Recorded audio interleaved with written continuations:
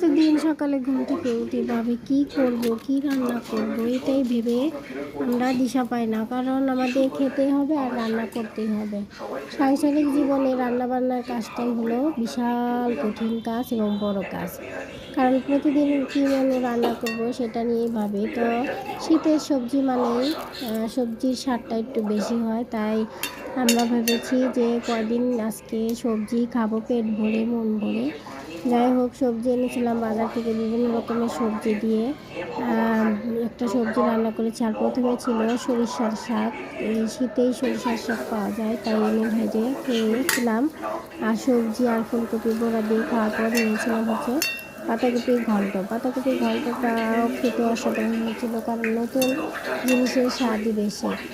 শীতের পাতাকপি খুবই ভালো লাগে। ধনেপাতা মটরশুঁটি দিয়ে রান্না করেছিলাম। আর এটা খেয়ে দেওয়ার পরে যেটুকু ভাত বেঁচেছিল বানিয়েছিলাম জলপাই দিয়ে টক ডাল। আর এই ডালটা দিয়ে ভাত খাওয়ার অসাধারণ একটা টেস্টি ছিল। শেষ পাতে টক ডাল, ওয়াও সেই স্বাদ! আপনারা কে কে এরকম টক ডাল খেতে ভালোবাসেন অবশ্যই কমেন্ট করে জানাবেন। আর যদি ভিডিওটা ভালো লাগে অবশ্যই লাইক শেয়ার কমেন্ট করবেন। আর ভিডিও নতুন নতুন পাওয়ার জন্য চ্যানেলটিকে সাবস্ক্রাইব করে পাশে থাকবেন। সবাই প্লিজ সাবস্ক্রাইব করে দিন।